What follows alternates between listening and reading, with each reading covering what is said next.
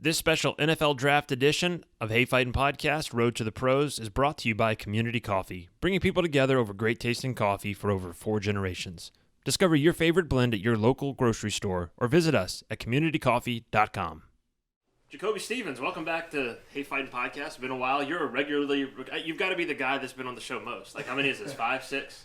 It's been a minute. It's been a lot. I take pride in, I don't know how it stands now, but, I was the most listened to or the most tuned in at one point. So you were the most downloaded episode twice. Back your first episode and your second episode.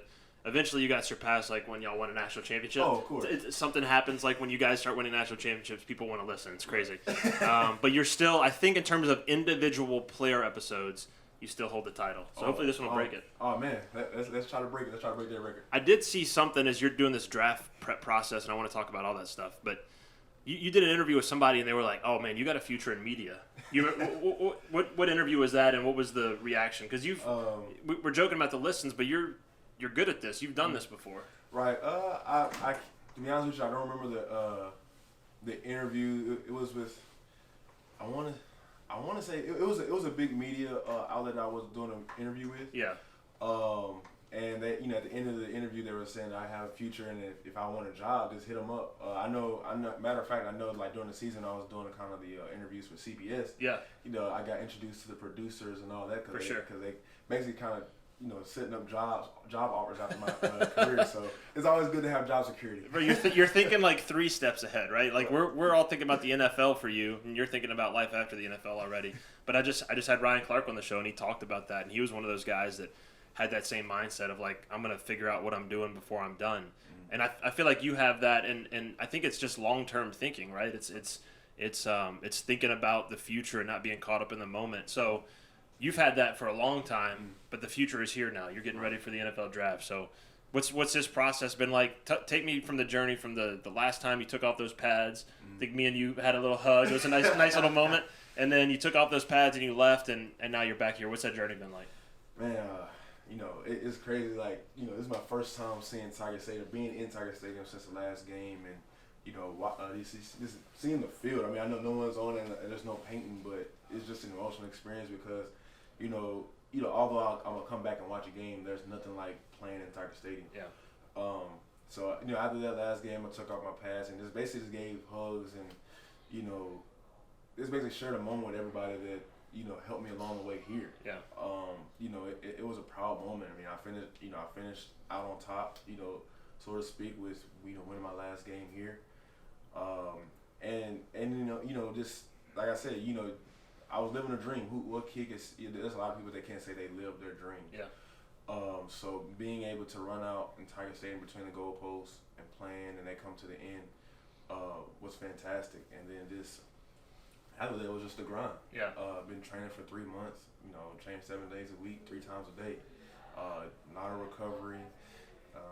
Not a healthy eating. Yeah. I mean, just that whole process, just breaking down and building back up. I mean, just that whole process.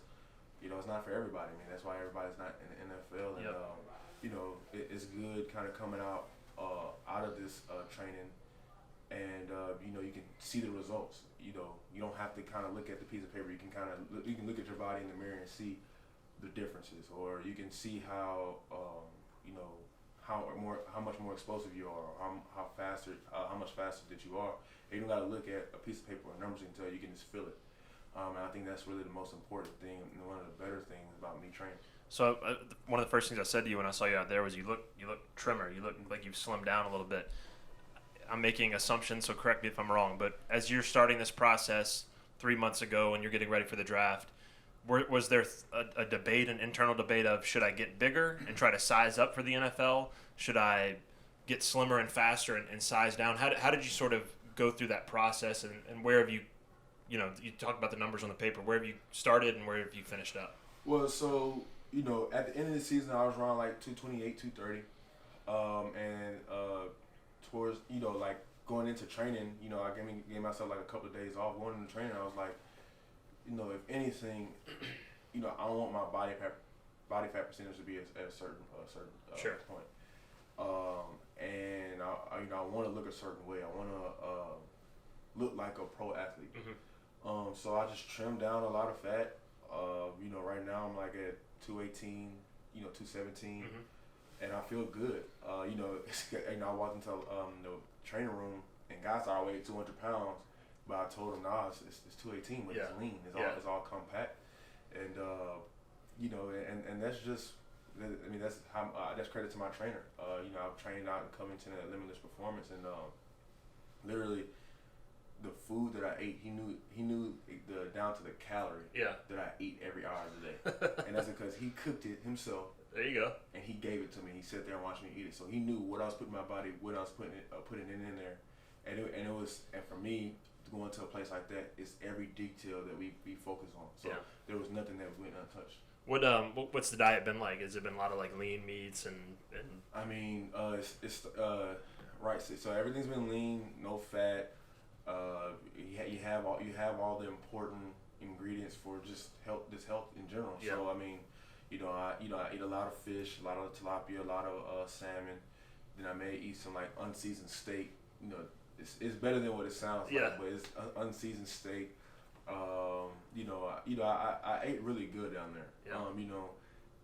When I first got down there, it was kind of like I was in like rehab and kind of going through shocks because down here, we eat boudin, we eat crawfish, we eat gumbo, we eat all these things. Yeah, tell me about it. And then you just get cut off, and so you're going through withdrawals, but towards the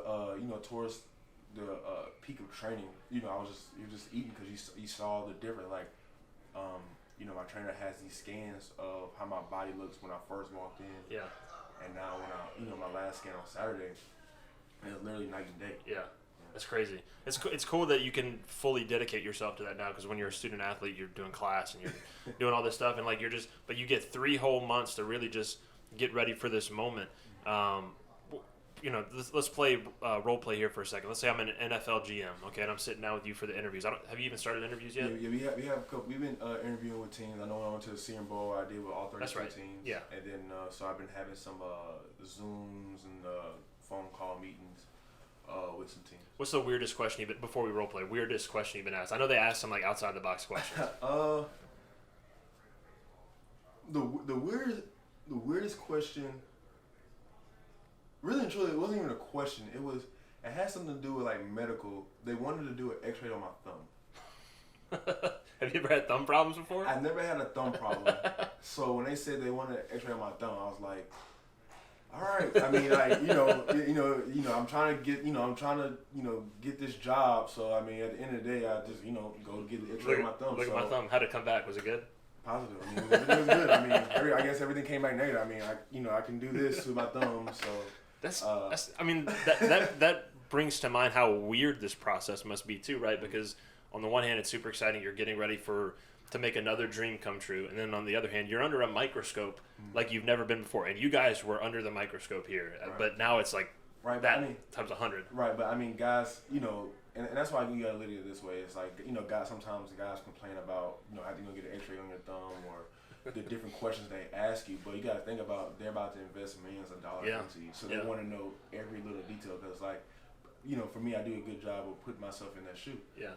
And if I'm about to invest $1 million in anything, I'm about to have that money in anything. I want to know the little. You want that thumb X-ray? I want a thumb X-ray. So, although it was weird, I understood it. So, I mean, on time, got it done. And it's kind of like, yeah, my thumb is healthy. Yeah.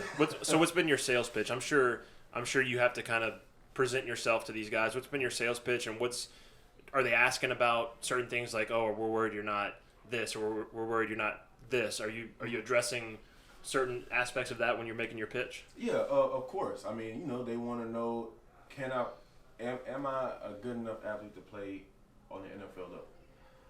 And this is what tomorrow's for. Yeah. They understand that I can play football. I mean, I played in the SEC. I produced highly on the SEC level for 2.5 years, from the end of my sophomore year to my senior year. So being a football player isn't the question. Is am I explosive enough? Am I a good enough athlete to play on the field in the NFL? And I tell them that I am. I mean, I point to the likes of Tommy Moffitt alone. Mm-hmm. I mean, Tommy Moffitt's name is renowned across the world. Yep.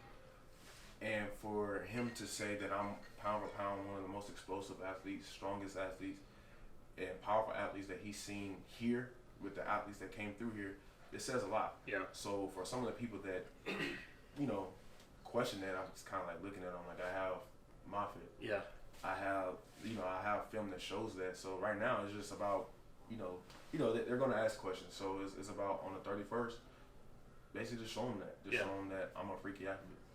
What all this is gonna come out after. Do you have goals, targets for some of the numbers you want to hit tomorrow? Oh yeah, definitely. I want to put up freaky numbers. Me and my trainer have been talking about hitting the trifecta. So it's basically a 40 in the vertical, 11 in the broad, and a 4-4.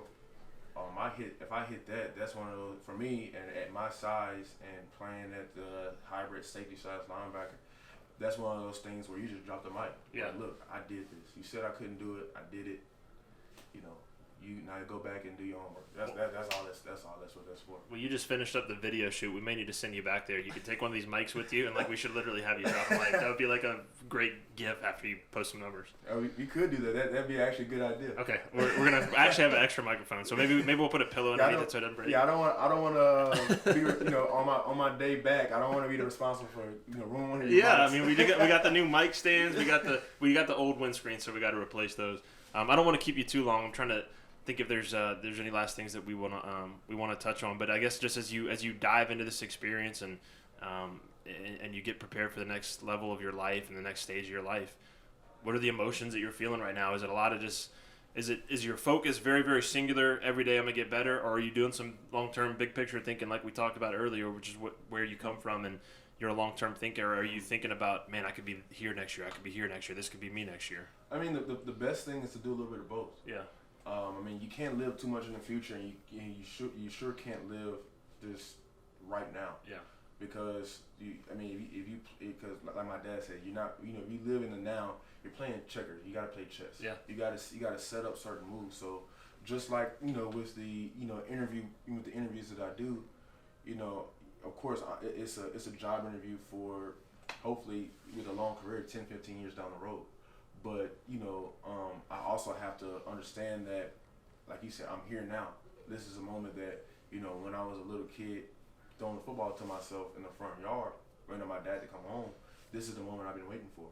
So I can't be looking too far, and I have this moment right here ahead of me. So it's the balance, and the best thing to do is to, look further now and look down the road. Zach Von Rosenberg just walked by. I should probably just get up and let you two guys talk. You could probably fill an hour. I'll end with this because we played this game before with you where I think one time we talked about making a basketball team of the football players. I think one time we talked about making a defense out of the offense and offense out of the defense. So we're going to play build a prospect, all right? You're the GM, okay? You're the NFL GM. And all the guys that are coming here, all those guys right there, you can build the perfect prospect, the number one pick in the draft. Now, obviously, you would just build yourself. That's not an option, right? So take a quality, let's talk speed, strength, mentality, all that stuff.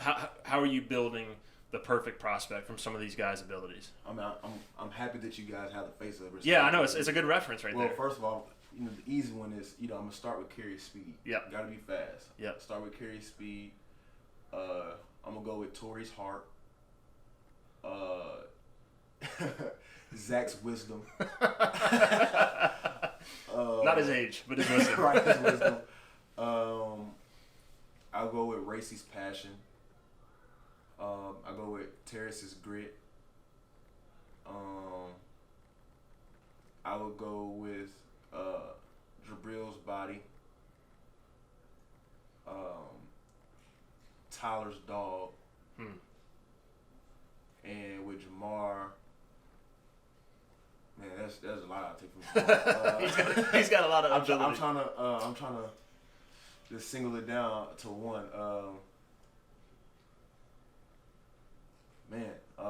You can take his hands if you want him. Okay, let's go. We can take his hands. I'm sitting here and it's like thinking about all the stuff Jamar's done. I'm trying to put it all in one, but there's a lot to pick from there. Yeah. But if you can run like Carey, catch like Jamar, and then mix in all those other qualities those guys got, right, you'll be just fine. Yeah, I think that's about it. I mean, with me, I just like I said, like I talk about, I take my explosiveness and versatility. There you go. I think, but everybody has one thing. You know, if I'm making a perfect prospect, you know, and I think, you know, that's why, you know, with all that variety in this pro day, I think that's why you're gonna see so many teams out here. I mean, you have one of the fastest guys. You have, you know, he should have won the Ray Guy Award in 2020 and 2019. Yep. But 2019, he punted maybe half. You know, maybe punted one. Yeah, he wasn't too busy. Yeah. You have one of the most, you know, in Tyler, you have one of the bigger guys that is explosive, one of the most athletic, bigger guys in this draft. Yeah. With Racy, of course, you know, a lot of guys don't know about him, but you have one of the most athletic freaks, you know, out there. Yep.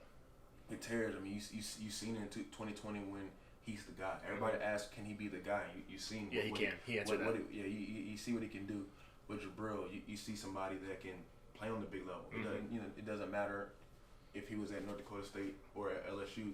His game translates. Yep. Jamar speaks for himself. I mean, I can't. You know, I'm glad. Like I said, I'm glad I'm saying this with me and you. Hopefully, he doesn't see me saying this because I. No, he ain't gonna see this. He ain't watching this.